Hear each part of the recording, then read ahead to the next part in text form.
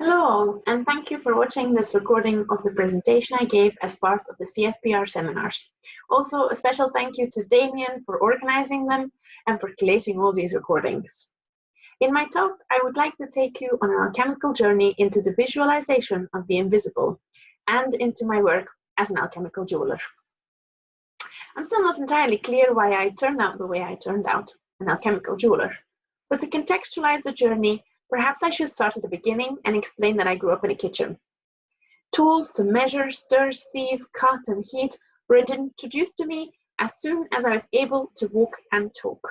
As a true daddy's girl, that I later on in life chose a profession that also uses tools to measure, cut, and heat, perhaps is not a surprise.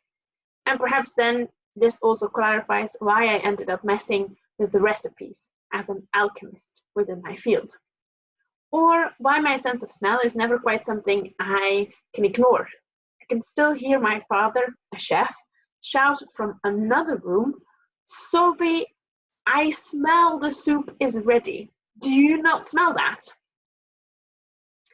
But the alchemical also turned out to be a fantastic overarching term for both my obsessions, scent and materials, as those that have come before me also shared the same interest, although perhaps arguably not at the same time, but who cares? And before I introduce you to some of my work, I would just like to point out that perfume and jewelry have in fact many similarities. To create them requires craft. To wear them, we use our bodies. Buying them requires capital. And when wearing them, you communicate your identity. The differences are perhaps in physical appearance and lifespan. Liquid versus solid, ephemeral versus eternal. And those I actually found inspirational. And let's not forget jewelry and perfume have a long history together anyway. Before the format for perfume we know so well today, liquid perfume was invented. People used all kinds of containers to wear perfume. Pomanders, for example, are silver and gold ornaments worn on a chain, containing solid ingredients very popular in the Middle Ages. For me, there's actually a true beauty in wearing those solid ingredients, and it is for this reason I created a recipe book in collaboration with a graphic designer and photographer. The recipe book also allows you to compose unique solid perfumes with a range of solid ingredients. These recipes, unlike perfume formulas, are easy to understand, educative, and can be shared, changed, and reproduced as many times as you want. If anything, I'd hope that aside from being good fun, the recipe book also forces us to consider all the scents around us and stimulate a discussion. We are, after all, smelling every second of the day, because smelling is breathing. Only our brains have found an ingenious way of dealing with most scents on an unconscious level. Considering the recipe book as the alternative for scents, as a cookbook for taste, a coloring book for color, and a note sheet to play your music, I would like to see people use it so we become more knowledgeable on scents and maybe, hopefully, even make some small steps evolving our language of scents. No more it smells woody, sweet, or light. As a contemporary jeweler, I take pride in the production of work that can spark a conversation and comments on what I can see around me. And the fact that perfumes are bought and worn just so you can be as sexy as Charisse or Johnny Depp, to quite frankly, is insanity. And let's talk about the way we wear and buy liquid perfume. It doesn't look nice, nor does it highlight how precious, in fact, these perfumes are and how many ingredients they have taken to make. 1.5 tons of jasmine only provides 2 kilograms of absolute, and that costs around 10,000 euros. And then we're not even talking about the cost to the environment. Nor do they highlight what scent can mean to you. Marcel Proust, with his famous passage about smelling a Madeleine cookie and how it would immediately take him back to a memory, was vividly aware of the power of smell. This is a series of glass rings I produced with a significantly precious scent. The ring is sealed, and therefore, even though you can see the scent, counterintuitively when wearing this ring, the smell is not released. But it is there, preserved until it would be really needed. The object is making it very clear that to smell is to let go, because smells are ephemeral in nature, and this piece made out of glass will become unwearable once a choice is made to release the scent and break it. There is a preciousness to their fleeting nature, something I highlighted in necklaces made out of disappearing wax. Cut the necklace out of the vacuum packaging, and in 6 months' time, you only have an empty bottle or necklace. Reinventing the way we wear perfume has been something of a quest for me. This is with disappearing ink to write yourself or someone else a scented message that can only be smelled later.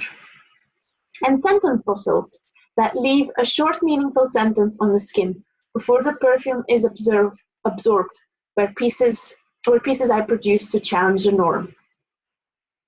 Our sense of smell is the most ancient and primitive of our senses.